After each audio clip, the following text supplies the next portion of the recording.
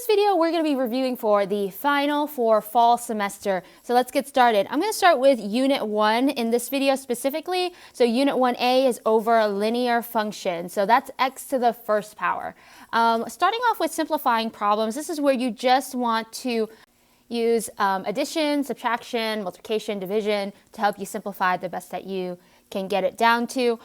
So what I noticed is I have a 12 in front of my parentheses and a -3.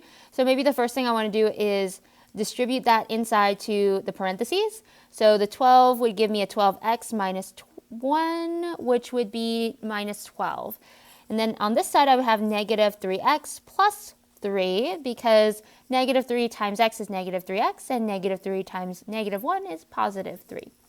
From here, I can combine like terms like the x combines with negative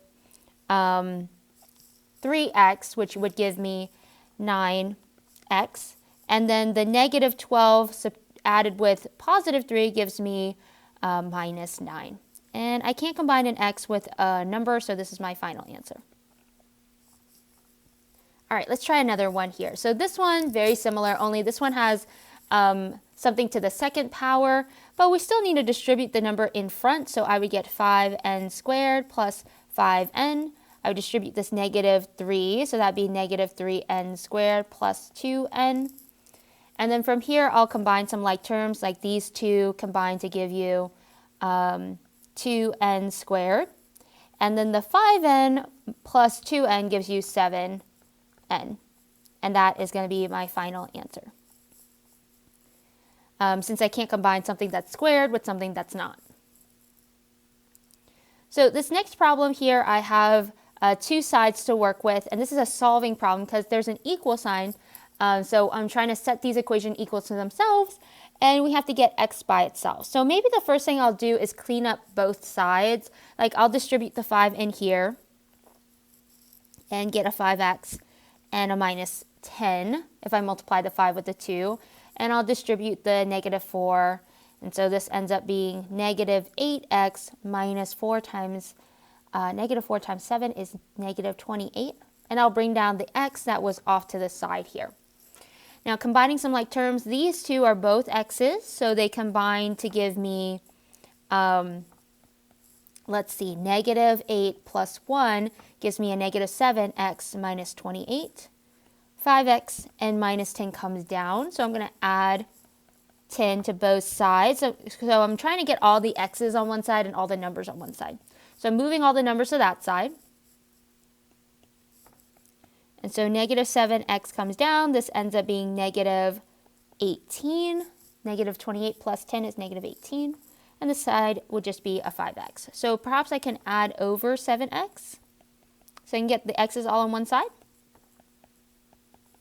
And so 5x plus 7 gives me 12x. So if I were to divide, this would cancel.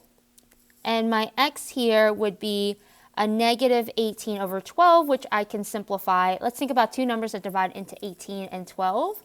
It looks like they're both divisible by 6. 6 divides into 18 3 times, and 6 divides into 12 2 times. So I can really write this as -3 over 2. And that doesn't reduce any further because 3 and 2 don't have anything in common. So this is my final answer. X equals -3 over 2. So this one was kind of hard because a lot of stuff going on here that I have to distribute first and then combine like terms, get all the x's on one side, and even my answer ends up being a fraction, which is fine. So some answers will be fractions. Now let's take a look at problem 4 and 5. So this is a problem we've done a long time ago dealing with absolute value inequalities. So just as a quick reminder, to the side here, I'll write, so anytime you have absolute value, so this guy here, and the x is inside, if the inequality is facing towards the absolute, so if it's facing towards, that's where you make two equations, towards being two equations where you separate them. One is going to still be facing towards the x, like we have here, and the other one's going to be facing away, but anytime we switch the signs, we have a negative. So anytime we switch the signs, we have to flip the inequality signs as well. So if it's facing towards, write two equations, and then switch the signs. Now, if you have it facing the other direction, so away from the absolute value, so these are absolute value functions. If it's facing away, you're going to write this as one equation where you'll write the x is less than a, but on the tail end, you need to add in the negative number. So if this was like a 3, you would have a 3 and a negative 3. So x is between the negative number and the positive number. Oh, I just realized for problem 4 and 5, we don't need the inequalities with absolute value signs. It looks like we just need them for 6 and 7. So I guess I wrote this a little bit too early, but let's focus on 4 and 5 for now, and then I'll refer back to how to use this. So for 4 and 5, this one you just have to get the x by itself. So here's your inequality. You can treat that like an equal sign by moving things over to the other side. So perhaps I'll move maybe the 10 over first by adding it over, so that would cancel. I would now have negative 2x comes down. This would be a 25 plus 3x. And then I could move like the 3 over, so subtracting the 3x over, and this would cancel. And 25 comes down, and this is negative 5x. So if I divide off negative 5, notice I'm dividing by a negative number. And so when I divide, this cancels, but it also flips the sign. So x is now greater than negative 5, because 25 divided by 5 is negative 5. And I had to switch the signs because I'm dividing by a negative number. So that is going to be my final answer, because now x is by itself. And that's it. Let's try another one of those. So this one here has a middle, you'll notice. And here's the x. So whenever this is in the middle and there's two other sides, you have to add or subtract things to both sides. Anything you do to the middle, you have to do it to both sides, so the left and the right side. So I'm going to add over 15 first, because it's easier to add over that first. So I only have to do it. So I would take this off, and 3x comes down.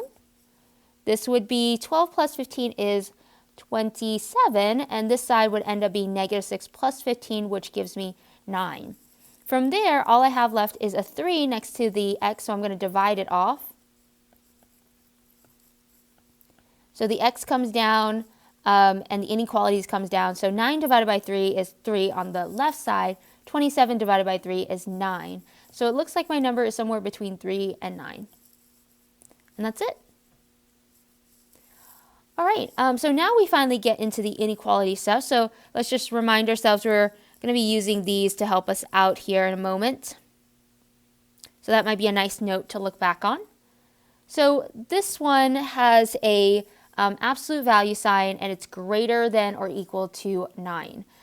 So what we're going to be doing is solving for this. But anytime we have absolute values, like these signs here, we need to consider the direction of the inequality. So if it's facing towards, notice it's pointing towards the absolute value. We need to have two equations with an or. So we write the first equation kind of like what we have. X plus 7 is greater than equal to 9. Or, now we're going to rewrite the same equation, only this time this is going to be facing away. Notice how this is facing away with the negative number. So this is going to be negative 9 instead. So anytime it's facing towards, you're going to write it in two equations, and then when you flip the signs, you need to make this guy a negative number. So I'm going to now try to get the x by itself, so I need to subtract over 7 with this one. That cancels. X comes down, and this is going to be 9 minus 7, which is 2. Or if I subtract 7 from this side here, that would cancel, and x would come down, and this would be negative 9 minus 7 is negative 16.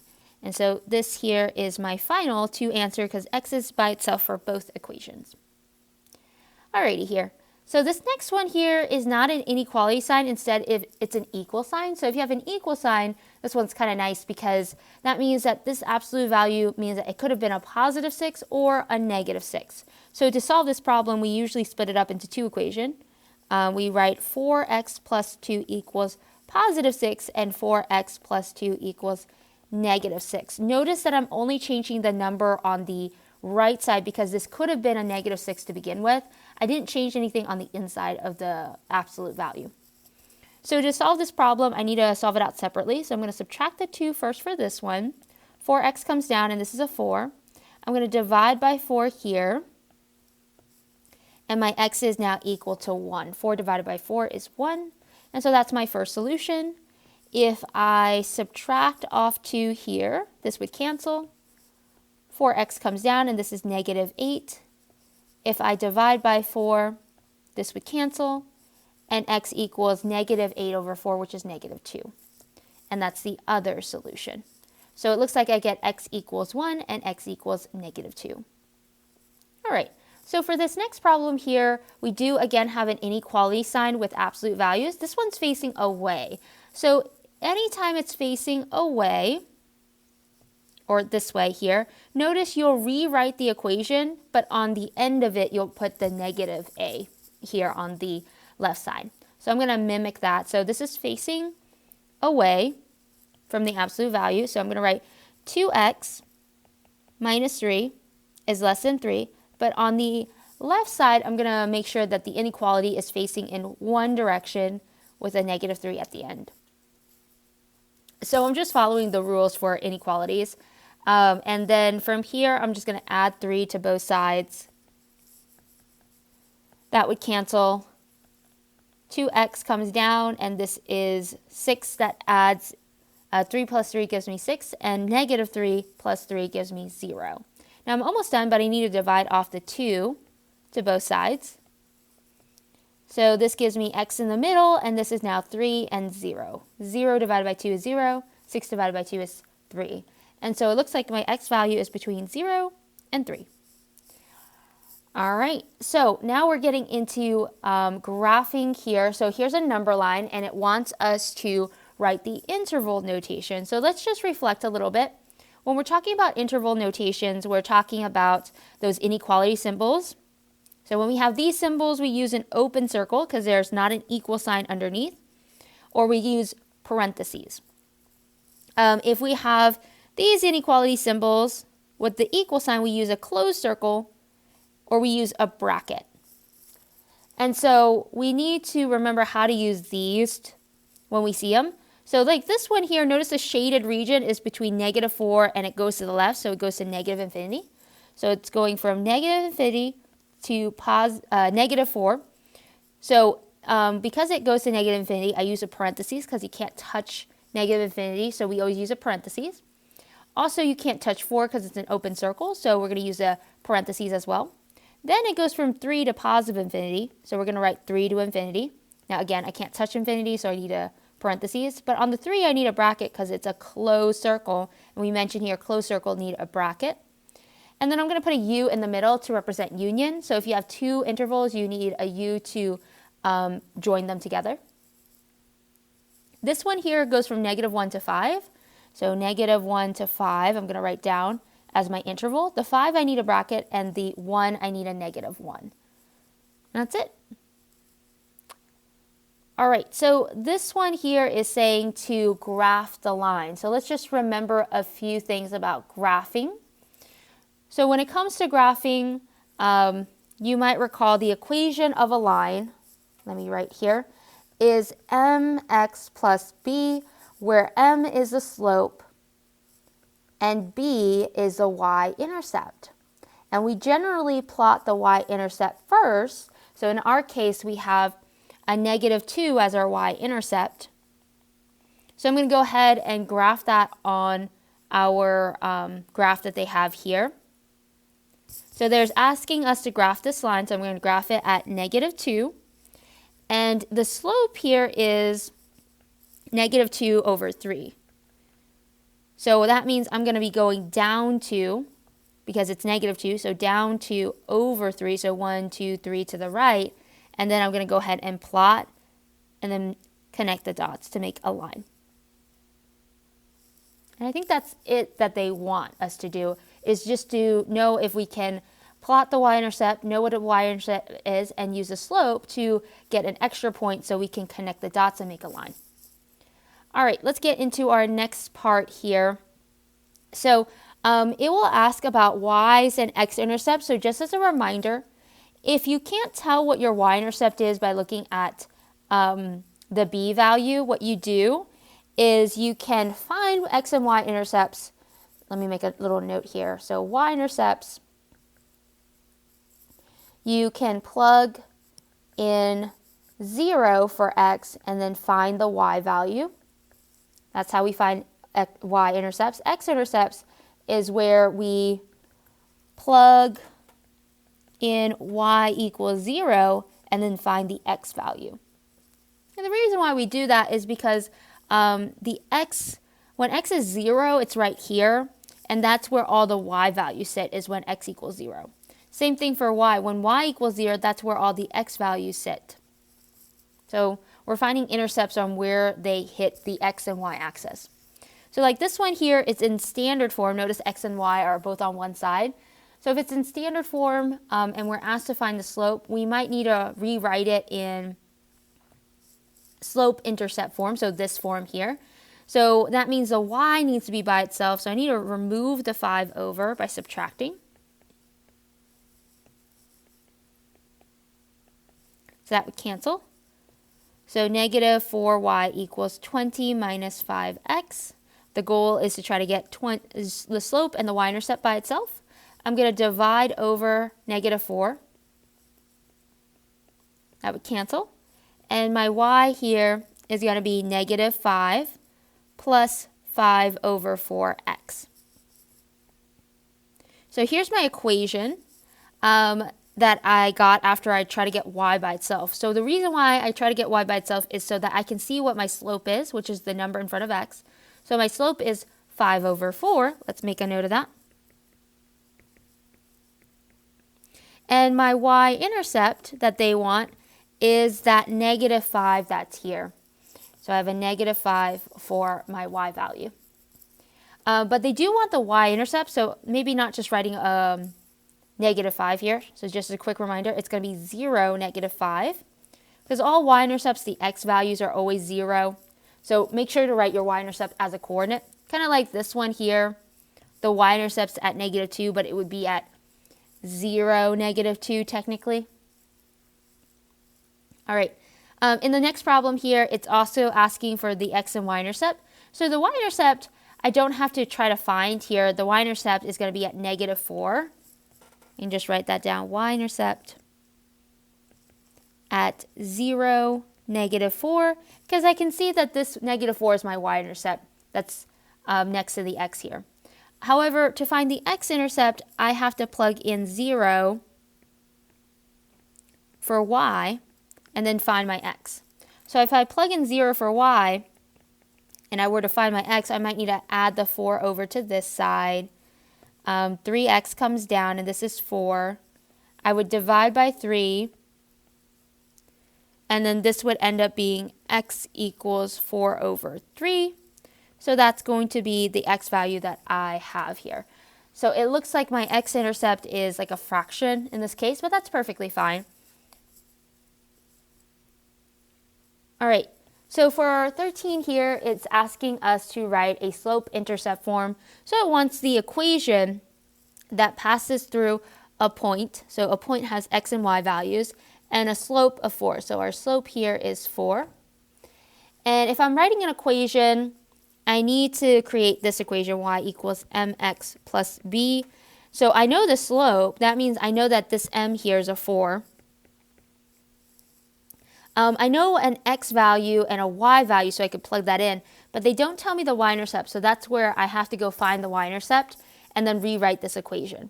So I'm going to go ahead and plug in my x value, which is negative 5, and my y value, which is 2, and I don't know what my b value is, so I'll leave that just as a variable. If I solve this out, I get negative 20 on this side and 2 on this side. If I were to try to get this b by itself, I might add 20 to both sides. So my b needs to be 22.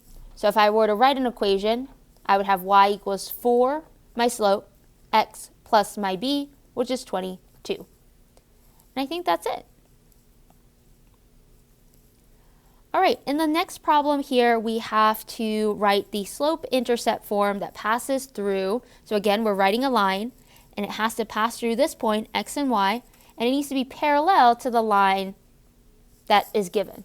So when something is parallel, let's just refresh on a few things here. So parallel lines means that they have the same slopes. If you have perpendicular lines, and just might as well add that to the list of things. So perpendicular lines, two things need to happen. They need to be opposite signs with their slopes. So opposite signs. And also reciprocal and reciprocal. So that means you flip the fraction. So we're referring to specifically the slope. So in this case, we just have to worry about, parallel lines here. So we have something that is parallel to this line. So that means we need to make sure we have the same slope. So I'm going to steal the -2. Now, I don't want to use their y-intercept because this line that we have needs to go through 2 and -4. So I'm just going to take the slope, not the y-intercept, or else I'd end up making the same line, which is not what I want. So I'm going to make a new line. So I'm going to rewrite the equation. So I know that my m here is 2. I don't know the y-intercept, so I'm going to solve for it. So I'm going to plug in the x that I have that they gave me and the -4 for my y. So -4 equals -2 times 2 plus b. So from here we would get -4, -4 on this side, b on this side. And then I would add this to both sides. That would cancel. And my b value would be, interesting, 0? Because this would be b, that would come down, -4 plus 4 is 0. So that means I don't have a y-intercept, it's just going to be at 0. So you can write your equation as y equals -2x plus 0, or you can just write it as -2x. Probably this one's more preferable. All right, that's it for graphing lines. Let's talk about absolute value graphing. So this one is based off of your shifts. And just as a quick reminder, when it comes to shifting absolute values, let's go over the different types of shifts. Plus, it's also something we use in other graphs as well. So whenever you have y equals an absolute value, if you have a number in front of your absolute value, that's the slope. And then inside here, if you have a minus sign, this is going to go right. Positive means left. And then if you have a positive on the outside, it's going to go up. Negative on the outside means that it goes down. So when I look at this equation here, the first thing I want to graph is probably the vertex doing the shifting. So a -1 means we're going to be going, not left, sorry, right 1 and then up 3. So if I go right 1, up 3, and I go ahead and plot that, that's going to be my vertex. So that's the middle of the absolute value, or the V that I create. So absolute values always make like a V shape like this. And we use the slope. So the slope, or the number in front of x, is technically a 1. So my slope is going to be 1 over 1. So I'm going to go up 1 over 1 and plot, and then up 1 over 1 to the left and plot, and make my V. So I'm just connecting the dots here.